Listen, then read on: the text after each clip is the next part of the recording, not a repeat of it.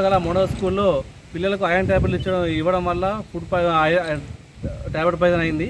ఇక్కడ దాదాపు 9 మంది పిల్లలు ఇక్కడ హాస్పిటల్ అడ్మిట్ అయ్యారు ఇప్పటి వరకు. కానీ ఇది వెనుక ఉన్న అసలు కారణం ఏంటనేది డాక్టర్ గారు వెనక్కి తీసి ఆ సమస్య చెప్పేవారు తెలియదు. కాబట్టి వెంటనే హాస్టల్లో వంట మనుషులు కావచ్చు, అక్కడ ఉన్న స్కూల్లో ప్రిన్సిపాల్ కూడా, అక్కడ ఏఎన్ఎం కూడా వీళ్ళకి తిన్నారా లేదా అడగకుండానే ట్యాబ్లెట్ ఇవ్వడం వల్ల పిల్లలకు ఫుడ్ పాయిజన్ అయింది. కాబట్టి వెంటనే చర్యలు తీసుకోకుండా ఈ చర్యలు పాల్పడే వారి చర్యలు తీసుకోవాలని చెప్పి డిమాండ్ చేస్తున్నాం. ఈ పక్షంలో ఈ రాబోయే రోజుల్లో దీనిపైన అన్ని ఉద్యమం చేస్తామని చెప్పి హెచ్చరిస్తున్నాం.